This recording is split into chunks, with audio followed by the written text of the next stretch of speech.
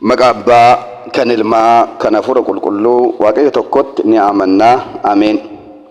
Waa'ee dhalachuu gooftaa keenyaa Iyesuus Kiristoos ilaalchisee kutaa 1-2 waliin ilaalla. Amma immoo kutaa 3ffaa keessatti Beetlehem yookaan Efreetaa iddoo jedhamutti maaliif dhalate? Iddoo biraatti maaf hin dhalanne? Iddoon kun maaliif filate?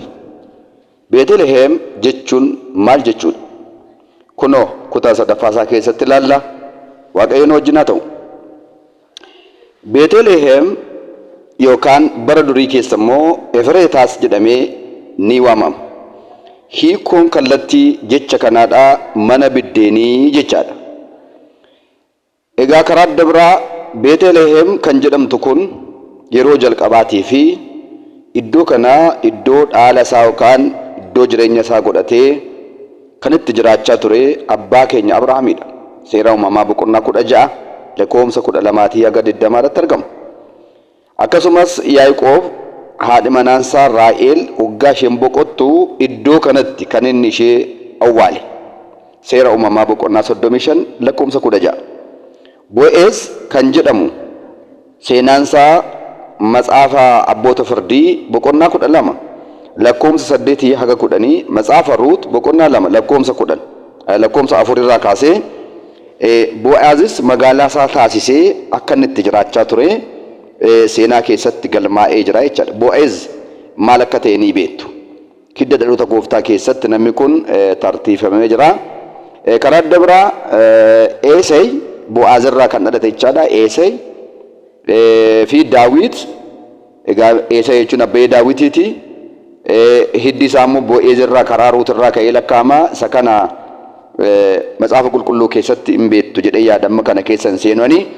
Eesey fi Daawit magaalaa isaanii akka ture kitaaba qulqulluu keessatti barraa'ee jira. Efreetaa kan jedhamtu kun Matsaafa Saamu'eel 1ffaa boqonnaa 17 lakkoofsa 12, Wangeela Luqaas boqonnaa 2 lakkoofsa 4.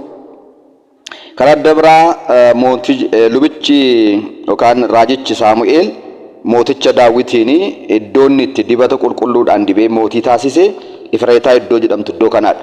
Tokkoffaa Matsaafa Saamu'eel boqonnaa 16. Karaa adda biraa gooftaa kana iddoo kanatti gooftaan keenya Iyesuus Kiristoos akka inni dhalatu duraan dursa raajaan Waaqayyoo Mikiyaas raajee jira jechaadha. Maal jedhee raajee? Yaa Efreetaa biyya tuffatamteef xiqqoo biyya Iyoolii yoo taatellee mootiin addunyaa kana fayyisu si keessatti ni dhalata, seenaan kee ni jijjiirama jedhee raajeera jechaadha. Karaa adda biraa Daawitis Matsaafa Faarfannaa isaatii 131 yookaan 132 lakkoofsa 6 irratti waa'ee isaa Efreetaatti dhageenye jedhee dubbateera jechaadha. Egaa walumaa galatti waa'een Beetlehem Efreetaa inni jedhamu kun akkasittiin abbootiin keenya hojiin iccitiidhaa bor akka irratti raawwatamu waan beekaniif filannoo isaanii godhatanii abbootii jajjaboon jaalallee gooftaa kan jedhaman. Keessumatti Abrahaam, Yisihaaq, Yaaqoob jaalallee gooftaa jedhamu. Akkuma beektan Daawit jaalallee gooftaa jedhama. Nama akka yaada kootii namatti hin jedheedha. Abbooliin seenaa qaban kun Waaqa furattis ilaalcha gaarii qaban kun magaalaa teessuma isaanii godhatanii bakka isaan jiraachaa turanidha jechaadha. Efreetaa yookaan Beetlehem kan jedhamtu kun. Egaa walumaa gala iddoo kanatti gaafa gooftaan keenya dhalatus karaa mooticha Heroodis ijoolleen kumaa kitilli iddoo kanattis wareegamaniiru. Ijoolleen wareegaman kunarra mootummaa Waaqayyoo keessatti qixxa olaanaa qabu. Wangeela Maatewos boqonnaa 2 lakkoofsa 16. Kanaaf egaa Beetlehem hiiki kallattii isaatii maal jedhaman siniin jedhee mana biddeenaa jedhama. Egaa manni qulqullummaadhaa waggaa ijaaramu manni qulqullummaadhaa dhiiga Kiristoosiidhaan qaraaniyotti kan fakkeeffamu iddoon xillaatiin taa'u iddoon namaaf Waaqayyo itti ol arganii iddoo Waaqayyo sin gidduu bulee akka hin jiraadhuuf mana qulqullummaa kanaaf ijaara jedhee Musee ajaje. Sun gaafa ijaaramu seera buu 25:8 irratti jechaadha. Gaafa ijaaramu kallattii ba'aa biiftuudhaan Beetlehemiin ni ijaarama. Beetlehemiin kallattii ba'aa biiftuun ijaarama. Yoom taanaan yoom bataskaanni gaafa hundeeffamu dirqama Beetlehemiin jiraachuu qaba. Indaa'um dursa kan ijaaramus Beetlehemiidha. Kanaafuu Beetlehemiin kun kan inni argamu kallattii ba'aa biiftuutiin argama. Sababiin isaa maaliif? Beetlehem iddoo jedhamtu kanatti gooftaan keenya dhalateera.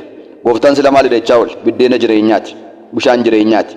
Kanaafuu biddeena jireenyaa inni ta'e achitti dhalateetoo eessatti immoo nuuf fannifame qaraaniyooti fannifame.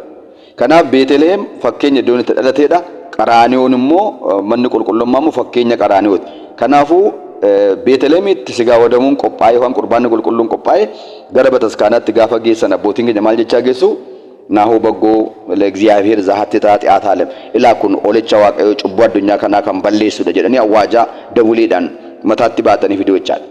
Kanaaf egaa iccitiin isaa maal egaa Beetelehem mana biddeenaa jechuun manni biddeena jireenyaa iddootti argamudha. Kiristoos biddeen jireenyaa inni nuti lafa itti dhalate sanaadha. Sakanaadha iccitiin sakanaadha. Achitti dhalatee qaraanootti nuuf fannifame. Qaraanootti nuuf fannifame du'a isaatiin du'a keenya balleesse kana nuyis immoo jireenya bara bara argachuudhaaf dhiiga koo dhuddanii foon koo nyaattan malee jireenya hin qabdan waan jedheef dhuguma nyaatan moodha waan jedheef wangeela Yohaannis boqonnaa 6 lakkoomsa 53 irraa kaasee kan jiru san kan itti caqasamu waan ta'eef iccitii kana qabaa jechaadha. Beetelehem yookaan Efraayitaan. Karaa adda biraa warri sabaa sagal eessaa dhufan?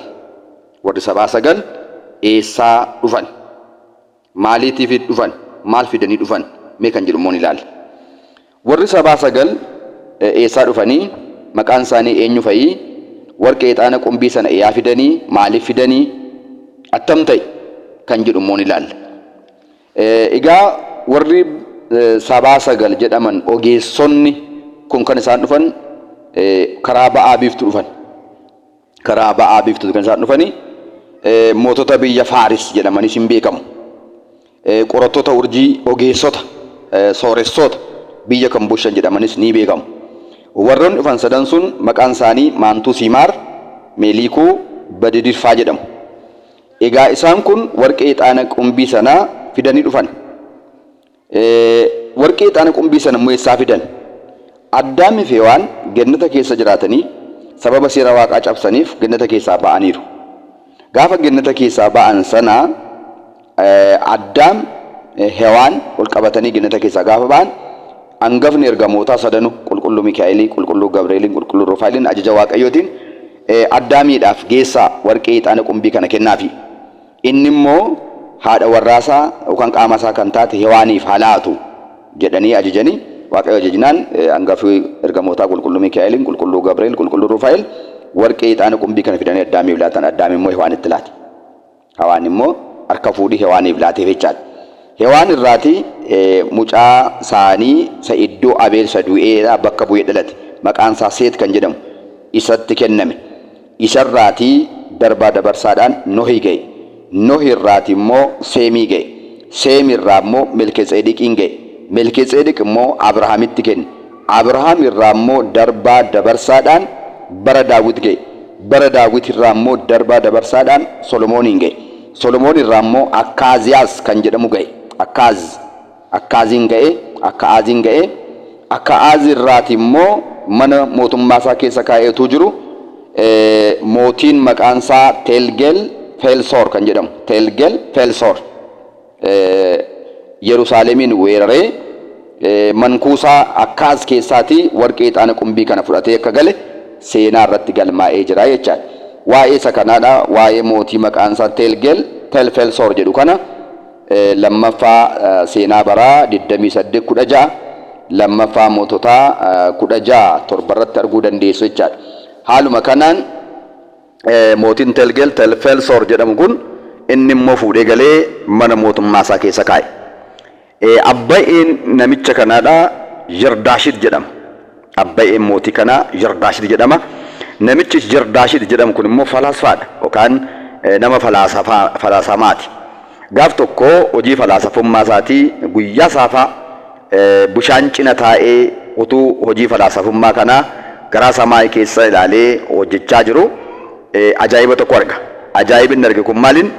Gamataa samii keessatti mucaan durbaadhaa mucaa bareedaa ta'e baattee yeroo isheen dhaabbattu Waaqayyotti agarsiise.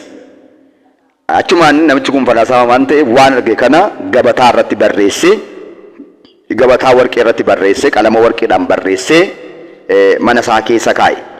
Yeroo du'uudhaaf jedhu akkas jedhe. Yaa ijoollee koo kottaa waan isinitti himaa waan isinitti agarsiisa. Ilaa bara akkasii keessa waan akkasii kana Waaqayyo gabataa samii irratti barreessee kaasee natti agarsiise. Ani immoo kunoo kan akkasittiin kaaseen kaa'een jira. Bara raawwataa jala bara raawwataa jala. Mucaan durbaa kun mucaa ilmaa kana deessi. Mucaa ilmaa isheen deessu kun immoo fayyisaadha. Qoricha addunyaati, fayyisaa addunyaati. Kanaaf adaraa fuudhaati harmee mucaa deesse kanatti dhaqaa geessaa kennaafi. Gaafa sana immoo gaafa geessitanii laattan kana immoo wanti isin geggeessu urjiin kana fakkaatuun ba'a. Urjii kanaan geggeeffamtee ta'e laattuuf jedhee jedha. Amma urjiin inni warri sabaa sagal yookaan ogeessonni ba'aa biiftuu yookaan qorattoonni urjii ba'aa biiftuu sun urjii isaan ittiin geggeeffamanii dhufan kun keessa maaltu jira? Durbeetu mucaa baatee keessa jira. Kanaafuu kan nama dhibu immoo gadi siqee immoo argani. Isa argani egaa kunoo inni abbootiin keenya jedhanii nutti man kunoo ga'eera jedhanii wal waamanii ka'an. Kan nama dhibu qorattoota urjii jedhamni matsaaf maatota akka barreessa. Qorattoota urjii waan jedhamaniif abbaa isaanirraa dhaga'anii utuma waa'ee urjii kana qoratanii, utuma waa'ee urjii kana sakatta'anii, utuma waa'ee urjii kana ilaalanii achumaan qorattoota urjii ta'an. Qorannaa isaanii sana keessatti gaafa yeroon isaa ga'u in argan. Gaafa arganii wal waamanii mootota biyya 12 ta'anii gaala isaanii fe'atanii, loltuu isaanii fudhatanii, galaa qabatanii dhalachuun Kiristoos waggaa 2 gaafa hafu itti mul'ate wanti kun. Egaa isaanis waggaa 2 hambisanii ka'an jechaadha galaa fudhatanii. Gaafa garaa isaanii walakkaa godhan lolli itti baname. Warri mootota sagaliidhaa teellaatti deebi'an. Warri nama sadanii kun Mantusimaar, Badidifaa, Miiliku waan jedhaman kun sadan isaanii imaanaa fuune kana bakka nutti himameen ga'uu qabna. Imaanaa hin nyaannu jedhanii akkuma jedhan lola sana mo'atanii darbanii qormaata isaanitti dhufe mo'anii darbanii gaafa naannoo Beetelehem Efreetaa gaafa ga'an urjiin jalaa militte. Urjiin jalaa militte jennaan mooticha Heroodoosin gaafa jedhan tokkos jedha. Mootiin bara sana biyya sana geggeessa waan ta'eef iyyama isaa ala hin deemnu jedhanii gaafachuu dhaqan jedha. Tokkos immoo Waaqayyo akka mootiin kun illee hubatu. Akka mootiin kun illee hubatu. Raajiin dubbatamee jirus akka raawwatamuuf jechas waa sadii jechaadha. Kanaafuu haaluma kana naqanii gaafa gaafatan mootiin kun hin na'e irraafame. Mootiin biyya kanaa naadhaa lakki inni reefu waggaa 2 gaafa jedhani waggaa 2 mucaa daa'ima gaafa jedhan mootiin biyya kana bushaanaadha. Amma garuu haa ta'u malee maal geessituuf sin? Maal geessituu maal hotanettu jennaa itti man. Harka lafa jalaan dhossee isaaniin teessisee luboota raajota waamee qorate. Dhossaatti. Gaafa kana isaan maal jedhetti mani raajaan Waaqayyo Mikiyaas raajiin raajeera. Mootiin Waaqaaf lafaa hin dhalata. Jedhee lafa dhalatu immoo Beetelehem Efreetaadha jedhee dubbateera kan jedhu itti man. Egaa dhaqaatii harka fuudhii geessaniif kana geessaa gotta. Yeroo deebitanii dhuftan qalma qaleen qophaa'ee nyaata qopheessan sin egaa jedhee isaan geggeessee gadhiiseedha. Egaa dhugaadhumatti isaaniif nyaata qopheessee qalma qalee laachuudhaaf miti. Maal gochuu barbaadeeti malee isaan faana lafanni jiru edda baree booda haala jiru qorate dhaqee achitti gooftaa keenya ajjeesuu barbaadeeti malee. Garuu isaan akkuma jedhan tole jedhanii ba'anii gaafa dhaqan urjii isaanii arganii urjii gaafa arganii ifni iddoo gooftaan dhalateerra dhaabbatee ergamoonni utuu faarsaa jiranii tiktoonni utuu faarsaa jiranii horiin illee caakkan hundum sana keessa kan jiran hundi isaanii illee gammadanii utuu burraaqaa jiran argan. Dhaqanii qorxii isaanii bananii akkuma jedhan san dabareedhaan warqee ixaana qumbii tokko laatan. Mucichaaf haadha isaa arganii sagadaniif jedha. Mucichaaf haadha isaa ulfaana sagadaniif. Mucichaaf kan waaqummaa isaati. Dubaroo Maariyaamiif immoo kan haadha waaqa waan taateef ulfaana sagadaniif jarri iccitis beeku waan ta'eef. Akka sagadii bakka sadiitti qoodama waan ta'eef. Egaa yeroo dhaqanii sagadan illee ajaa'iba garaagaraa arganiiru. Inni jalqaba arge jaarsa fakkaatetti mul'ate. Jaarsa akkamitti maal nama guddaadha mucaa maa jedhan jedhe. Inni lammaffaa gaafa naqu immoo daa'ima fakkaatetti argame. Sadaffaa gaafa naqu immoo dargaggeessa fakkaatetti argame. Amma immoo gaafa dabaree kana sila inni jaarsa ta'e arge immoo daa'ima ta'e arge. Inni sila daa'ima ta'e arge immoo dargaggeessa ta'e arge. Yesuus Kiristoos hunduma isaati. Waaqayyo hunduma isaati. Maaltu dadhabama? Akkanatti dinqisiifatanii warqee isaanii qorxii bananii ixaana isaanii qumbiilaa akka laatanii fedha. Egaa kunis akka isaan kennaa kana kennanii akka isaan ba'aa biifturraa dhufanii akka isaan ogeessa ta'anii akka isaan gaala fudhatanii dhufanii kan nama dhibu raajin raajameedha. Kan karaa adda bira jarreen sadan kana egaa tokko nama Itoophiyaati. Tokko nama Itoophiyaati. Waa'ee isa kanaas faarsaa 71 yookaan 72 lakkoofsa 9 irratti kan jiru misbaakii guyyaa sana jedhamudha. Matsaafa raajii Isaayaas boqonnaa 60 lakkoofsa 6 irratti jira jechaadha. Haala kanaan jarri kun deemanii warqee ixaana qumbii harka fuudhii laatanii deebi'anii jechaadha. Kan nama dhibu mootonni Tarseesii mootonni akkasuma biyya bishaan gidduu jiraatanii mootonni biyya Saabaa biyya Arabaa harka fuudhii siif laatu fuula kee duratti kufanii sii sagadu kan jedhu jechaadha. Inni kun Nigiste Tarsis wada sa'aat waa ammaa yaabahu sajjinu sana jechaadha giiziidhaan. Akkasuma gaa Isaayaasis waa'ee makanaadha akka isaan kennaa kana fidanii raajiraa jechaadha. Haa ta'u yoon kana jedhee gaanga amma gaa warqee ixaana qumbii sana maaliif fidaniif maa waan biraan finne tokko silumayyuu waan kennaan kun waaqa biraa kenname kan waaqa biraa kenname waaqumaaf deebi'ee laatama. Karaa adda biraa warqeen sun ati mootii moototaati ati mootii moototaati ati gooftaa gooftotaati mootota addunyaa kanaadha kan bushu siidha jechuudhaan warqeen halaataniif mootiin biyya lafaadhaa warqeen badhaafama. Karaa adda biraa warqeen qulqulluudha ati warqee kana caalaa qulqulluudha warqeen jaallatamaadha ati warqee kana caalaa jaallatamaadha jechuudhaaf laatani. Hixaanoo maaliif laatan?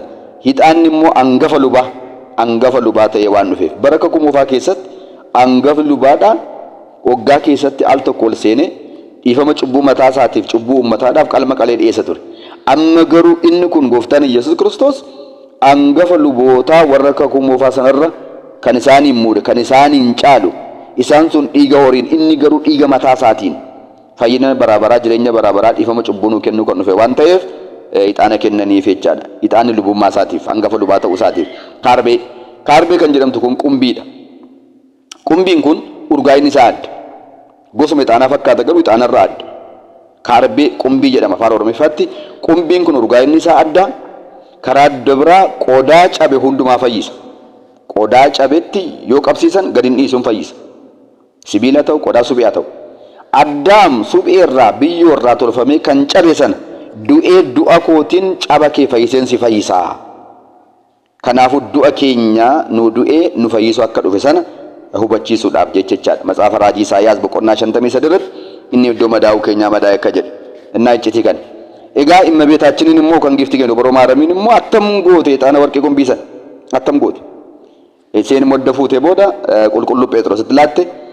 Qulqulluun Phexros immoo mana kiristaanaadhaaf tajaajila mana kiristaanaadhaaf kenne dadhabootaafis achumaan immoo laatee jedha afoolli mana kiristaanaa keenya. Egaa walumaa galatti maatiiwwan Waaqayyo ayyaanni gannaa maaliidha yoo jettan ayyaanni gannaadha ayyaana badhaasaati. Ayyaana badhaasaati ayyaana kennaati akka jedhe beekama. Ayyaanni dhalata gooftaa keenya Yesuus Kiristoos ayyaana badhaasaa ayyaana kennaati. Maaliif jennaan tokko Waaqayyo abbaan tokkicha ilma isaa dabarsee nuuf kenne kennaa guddaa. Lama haati keenya dubaroo Maaramiin deessee Gibxitti godaantee waggaa 64 guutuu hanga turte sanatti gooftaa afaan ammoo waggaa 33 fi ji'a 3 turte. Haga kanatti biddeena jireenyaa bishaan jireenyaa sila garasitti tsaafne jirra isa nu badhaafte. Ergamoonni maal nu badhaasanii? Galata nu badhaasanii. Sagalee misiraachuu nu badhaasanii. Kunoo fayyisaa dhalateedhaan qoricha addunyaa dhalateedhaan Yesuustu dhalateedhaan misiraachuu guddaadha. Fayyisaa addunyaa kan fayyisu. Inni adda biraan horiiwwan jiran saawwan hoolawwan harreewwan dallaa sana keessa jiran maal gooftaadhaaf maal badhaasanii hafuura isaanii badhaasan yeroo qorraa sana keessa. Warri sabaa sagal warqee ixaana qumbii badhaasan sagada badhaasan kasoomina badhaasan. Giftiin keenya dubaroo Maaramiin immoo jaraan maal badhaafte daabboo garbuu irraa tolfame isaan badhaafte. Jarri kun daabboo giftiin keenya Maarami isaan badhaafte kana fudhatanii waggaa 2 deemanii dhufan guyyaa 40tti biyya isaanii galan. Egaa isaan illee sila karaa mana Herodoos deemuudhaaf turan ergamaan Waaqa achirran deemina karaa achirran deemina achin naqina karaa kana jiradhaa deema waan jedheef karaa isaanii jirratanii deeman jechaadha. Egaa maatiiwwan Waaqayyo dhalachuu gooftaa keenya Yesuus Kiristoosiitiin daabiloosiif raayyaan isaa hin wareeran irrifatanii illaa sha'an hin dadhaban. Ijoollee Waaqayyo garuu hin gammanne hin ililchine hin haarofne mucummaa arganne galanni Waaqayyo haa ta'u. Heroodosiif duuka bu'oonni isaas hin sodaatan ni raafaman ni romman. Nuti ijoolleen Waaqayyo hundi keenya ni gammanne. Egaa cufaatti wanta sun hubachuu qabdan yaala ቅዱሳን መላእክት ክርስቶስን መስበክ አይቻልም። nuti ijoolleen tawaahidoodha angafa ergamootaa yookaan qulqulloota ergamootaan alatti Kiristoos lallabuun hin danda'u. waa'ee dhalachuu gooftaa keenya Yesuus Kiristoos gaafa yaadannu lallaba ergamootaa yaadan. Mee yaadadhaa qaba. Luqaas 1:6 irratti giiftiin keenya dubaroo Maaramiin akka isheen gooftaa keenya durbummaan ulfooftee durbummaan deessee durbummaan jiraattu eenyurraa dhageenye? Eenyu nutti mee? Kadhannaa nagaa ergamaa Gabri'eel jedhu eenyurraa barree?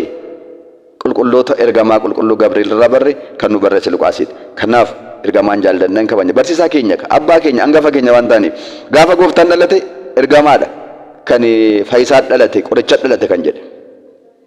Egaa gaafa godaansaadha kan itti dubbate ergamaadha. Godaansaa gaafa deebi'an kan dubbate ergamaadha. Du'anii gaafa inni du'a mo'ee ka'u kan dubbate ergamaadha. Gaafa inni ol ba'e kan dubbate barsiise akka inni ol ba'e ergamaadha. Gaafa inni deebi'ee dhufuudhaaf jiru sanas faasisa lammaffaas kan barsiisuudhaaf jiru ka'aa simadhaa jechuudhaaf kan jiru eenyuudha? Ergamaadha jechaadha. Egaa walumaa galatti hin sodaatinaa jedhe gaafa san ergamaan kun. Hin sodaatinaa jedhe. Egaa nuti hin sodaannu. Maal hin sodaannu? Beela hin sodaannu. Rakkina hin sodaannu. Biyya lafaa hin sodaannu. Daabiloosin hin sodaannu. Qormaata garaagaraan dhufu hin sodaannu. Maal qabna waan ta'eef mucaa ta'ee dhalatee mucummaa isa nuuf laate. Mootii ta'ee dhalatee akka nuyi mootummaa isaa dhalu nu taasise. Isa hundumaa ta'e qabna. Isan nuu kenname, isan nuu dhalate. Abbaa nageenyaa qabna. Hin sodaannu. Egaa Waaqayyo sodaa nurraa fageessee ayyaana eebba isaatiin nu guutee nama yeroo hundumaa isatti gammadanii isa faarfatani. Biddeena jireenyaa ta'ee nuu kenneera. Biddeen jireenyaa nuu kenne kana nyaannee jireenya bara baraa akka dhaalluuf faarfattu maqaa isaa dhaaltu mootummaa isaa akka taanuuf kadhannaan dubaroo Maariyaam eegumsaan ergamootaa waadaan qulqullootaa sugi abboolii keenyaa eebbi uumaa keenya arjummaan uumaa keenya Sillaaseen wajjin haa ta'u. Wosbaat ለእግዚአብሔር ayyaana gaarii hunda keenyaaf xumurri nama bareedina waa taasisu.